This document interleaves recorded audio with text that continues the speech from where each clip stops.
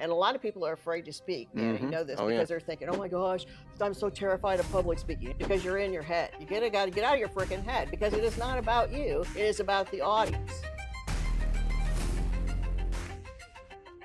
I've been looking forward to this for over 6 weeks. Our next guest expert is someone I consider a evolving friendship, even more than business. And I have a tremendous amount of respect for her. I've been looking forward to today for 6 weeks, big part because of Debbie Allen. Debbie is someone I got a chance to meet when I moved to Phoenix in about 1999 to 2000. I had become a member at the National Speakers Association. And so that world was all new to me. I'd built my businesses through direct response, and the radio stuff was taking off and evolving. And then I saw this amazing, classy, decadent, just well-spoken, and she controlled the room. And the thing that stood out the most to me is her humility. She's someone who had become a multimillionaire at 30, but that's not even the best part. It's that she had bought companies, sold companies. Today, she's the best-selling author of over 9 books, and she's trained, taught, spoken in over 25 countries, and inspired, impacted, and I would say influenced people to make behavior change in the hundreds and hundreds of thousands. And so as we had reconnected, I remember about a year ago, we had some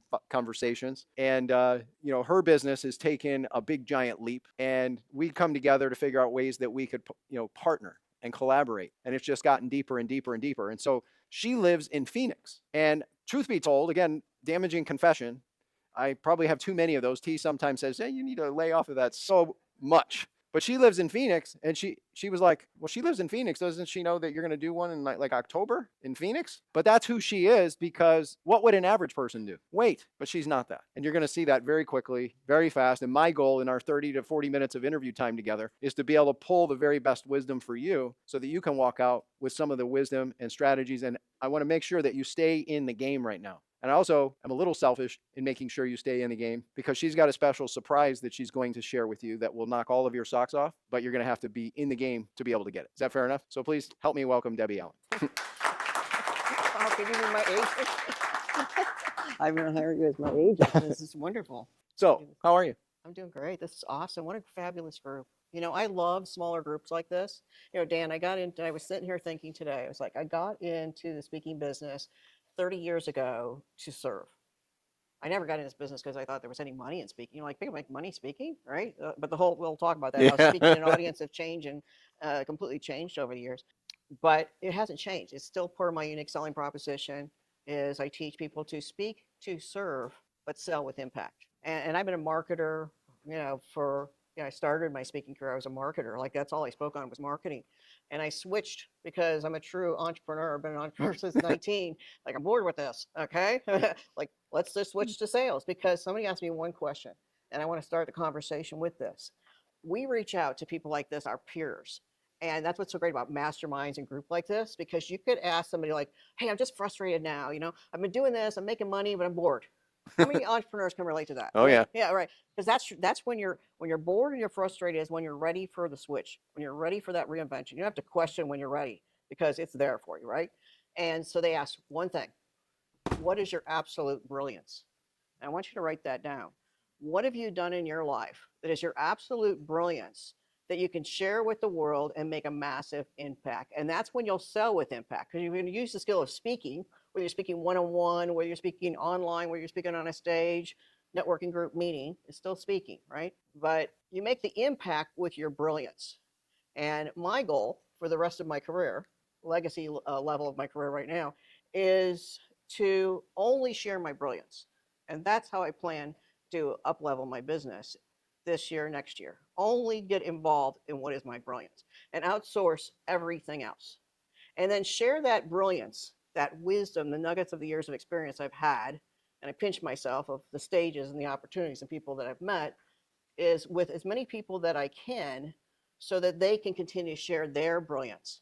And so what I do, it's like a ripple effect. I teach people how to be good speakers and share their expertise as experts. Whether you want to be a speaker, don't look at it that way. You're an expert. And then you want to use the skill of speaking, because now it's like networking on steroids, right?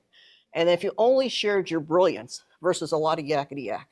And a lot of people are afraid to speak. Dan, you know this, because they're thinking, oh my gosh, I'm so terrified of public speaking. Anybody here terrified of public speaking? Okay, let me just give you a nugget, all right? Because you're in your head. You got to get out of your freaking head, because it is not about you. It is about the audience. And I remember one of my early personal development coaches, and people don't know how much personal development I've done along with business because that ties beautifully together. One of my coaches was Barbara DeAngelis, has written many New York Times bestselling books. And she said, and I was probably 8 years into my speaking career then, and was one of the highest paid women speakers and in the country, which was great. But I'll tell you the crash and burn later. But she said, "You're a good speaker, Deb." But she said, "You could be great if you tapped in." And I'm like, tapped in? But Barbara, you talk about love and all this. You're tapping in. You're all spiritual. I might teach business. How do I tap in? She said, you connect your head with your heart and you tap into that audience. I mean, you've worked with so many people over the decades. And what do you see is the biggest reason that people don't effectively sell on a virtual stage or a live stage? Well, yeah. Well, because I'll tell you what happened to me, because I'll back it up by telling you the story. I was much like, how many of you love selling and just love it? Like you just love sales? A couple. Right. You see, it's the same, right? Like the same thing with notice. Okay, you don't because you're not good at it, right? Or you want to get better at it, right? Or you think about, I got to sell, so I got to turn into somebody else. Nothing you've heard about this entire morning was about turning yourself into somebody else and allowing this to happen versus push. If you're doing the push and you're doing that's sleazy. That's like used car salesman, right? So that's why I really loved marketing, because I thought if I learned marketing, then I'd cut that sales curve down, right? And but the thing is that I was a professional speaker that rose to the top of the ranks and was making, high dollar. Like I was one of the women that came out of like, who the hell are you? Because I put on an event and built collaborative partners with, I was doing 50 people in a room. I went from 50 people in a room to 600 people in the room. I didn't know what the hell I was doing. And I had Mark Victor Hansen, I had T. Harv Eker, I had Laura Langemeyer, I had everybody that was somebody that knew how to sell from stage, because I didn't know how to sell from stage. So even though I thought, oh, I'm a good speaker and I'm at the top of making all this money, when I found out how much money they made, I'm like, I couldn't raise my keynote fee impossibly anywhere near this. Like, and I didn't come out thinking, well, ooh, aha, I need to learn how to speak and sell. The financial crisis happened in 2008 at the height of my paid professional speaking career. It was the most terrifying time in my life. Well, besides that 600 event when they froze all the credit cards. Those two things are probably two of the phrases. We made $500,000, in a weekend, not knowing what we did, and they froze the credit cards and had to backpedal out of that. But lived through it, still made money, right? Lived through the financial crisis. I went international. Within 3 months, 85% of my business was international, because I'd already built an expertise and a name, right? So when I would say, hey, I'm going to be in Australia, I can speak here, or, I'm already here. Let me speak on your stage.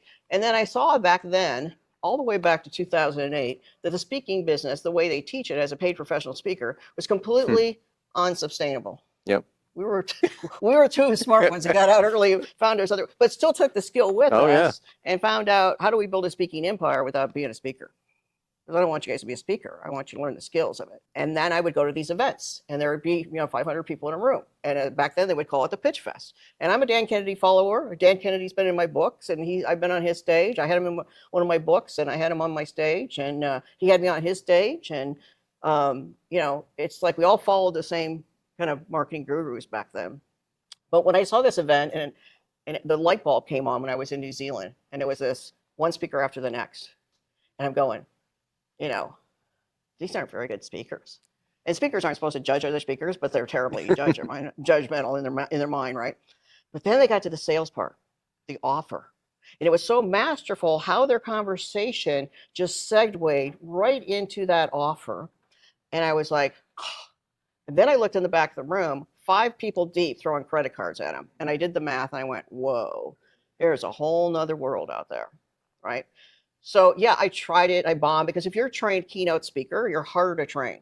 If you don't know anything about speaking and you want to learn speaking to sell, you're easy to train, because you don't have to break all the bad habits like the rehab houses, the flips, right? I don't have to flip you over and start all over again.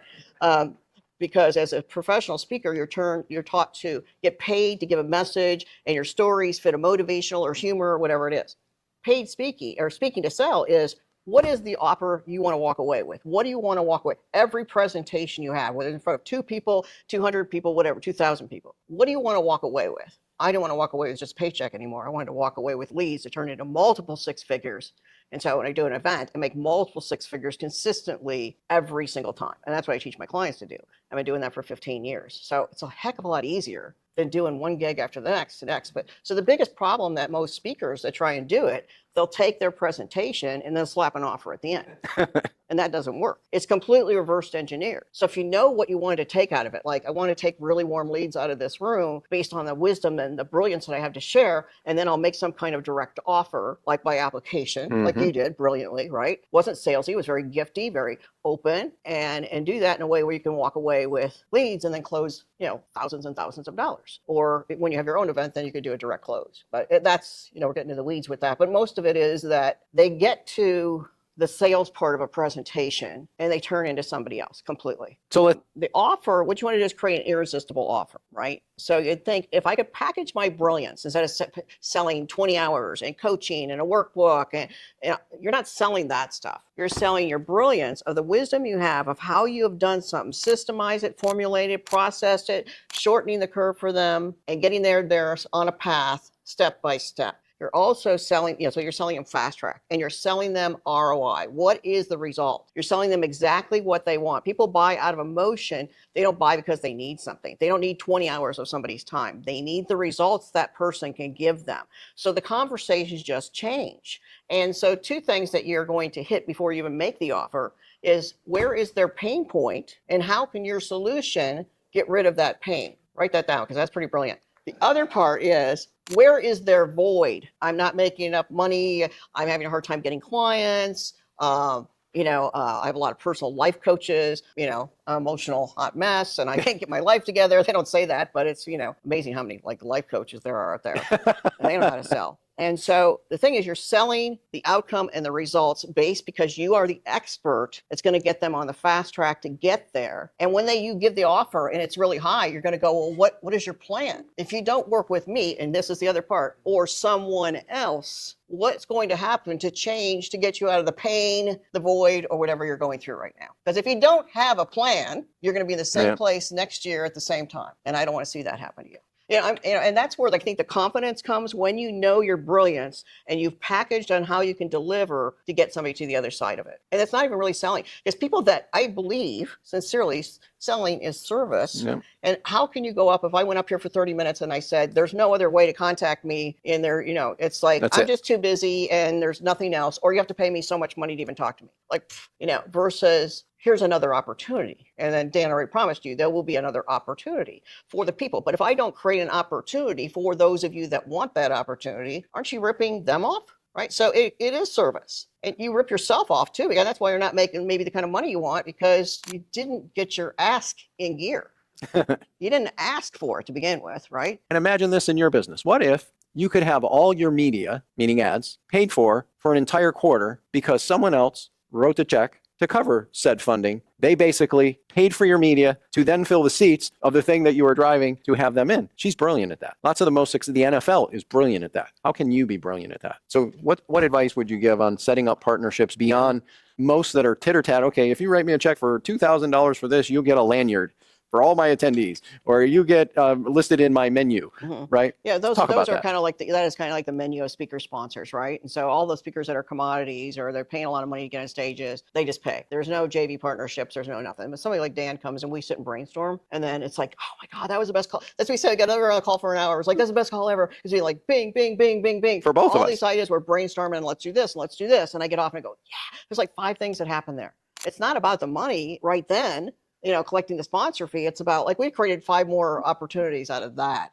And it's like, and I don't want your money. I just let's do these opportunities. Those are my favorite calls because that's utilizing one another's talents and saying, how can we work together to serve one another? And much bigger than just taking a few $1,000s from me here and there. And I think that's another skill set that you need to learn with partnerships. And those are the very strategic partners. And you don't have an answer. And there was a good example of that I'm going to go back to Brian, where the middle person, well, how many people are you going to have at your event and how many people I have, Jill Lublin, right? Oh, yeah. So Jill and I hadn't worked together for a while, but we've done events together and stuff. I reached out to her and I said, hey, we should start doing stuff together. And she said, well, I'm not doing live events anymore. But I said, I'd love to have you come speak at my event. I said, let's see if we can work something out. I said, anybody else in Phoenix I should connect with that I don't know, or maybe, they should have at the event, and she connects me with these 2 people, husband and wife. They're big. They're heavy hitters. They're doing all kinds of events, publishing business. I mean, huge. And I'm like, I can't believe I don't know them. They're right in my backyard. But see, there's people in your backyard you don't know. And so, Jill's is getting me on like it's a small mastermind or something like that online, and I'm putting her on my live stage, but I'm not going even or whatever, because I know that she's the kind of partner that's been, even if we don't work together all the time, she's going to be fair. She's going to go throw me a bone here and here. And that one paid off already in spades. Like 5 things happened from that already. So it doesn't have to be even. You just have to trust it. And, we had the same conversation during one of the breaks that somebody else went through something like that. She helped somebody and then it turned out to be the big client because you helped somebody. Yeah. So, I mean, you can't work with people that are just takers. That's not fair. But sometimes just brainstorming other opportunities instead of saying no, it doesn't work. Yeah. They're not doing a stay. It doesn't have to be, I guess the way to say it, it's just a guideline. The speaker sponsor thing is just a guideline, but then there's different ways you can work. And the ones that are really creative, those are the best because those create 5 more opportunities. Or like Glenn is doing his event in North Carolina in June. And the thing when you have an event, now you can do stage swaps. So now that magnifies. If you had an event, then you could have somebody on your stage, they're on your stage. Now it magnifies twice as many people, audience that you can touch. There's just so many different ways to do it. It isn't just an event and just an audience. Those are the fun things behind the scenes that you don't see. And that's just being in the business a long time and figuring out. I'm still learning. What are 1 to 3 action steps that you would hope they take from what you could give them? I want you to just think about open-minded. Like, you're not going to be a speaker, right? But how could you use speaking or the power of influence to get in front of more people? Like, position yourself as an expert, because that's the first step. Position yourself as the expert and authority on the brilliance that you know and what you share. And those of you that have been doing it in the trenches, working your asses off, it's probably time for you to say, maybe it's time for me to sell that business. Maybe it's time to go to my next chapter and teach all that I've done and not be in the trenches anymore. Because that would be your next chapter. But it isn't called retiring because you sold your business. Take that wisdom and then turn yourself into this expert or this authority that teaches other people that want to get into that business, the roofing business, the plumbing business, whatever it is. They're all just seeking experts. And when you focus on a niche within a niche, you make more money than people that are generalists. So some of these people that are like these carpet cleaners, how to get in the carpet cleaning business? Well, look at Joe Polish, right? Yeah. I mean, what they've done just by doing that. So don't think about it like a speaking business, but think about the expert. How can I be positioning myself as an expert? And then how can I position myself as an expert with the wisdom I have to make, a consulting business or in high ticket? Don't say, I don't want to be a consultant. I used to say that too.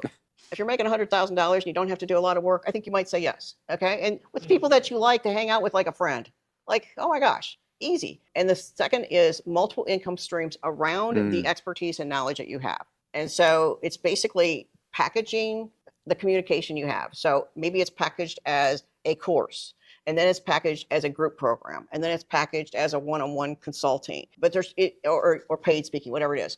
It's really packaging the umbrella of wisdom you have in different ways. It might be a mastermind, whatever it is, but it's still the same body of information. It's not different in businesses. That's not what I mean by multiple income streams. And the third is learning how to sell masterfully by selling in a way that serves people, communicates directly to your ideal client to get out of the pain and offer the solutions they've been waiting for. They have been waiting. They're waiting for you, but you haven't made the offer yet. And so just learning how to skillfully have those kind of conversations could change the dynamics of your business.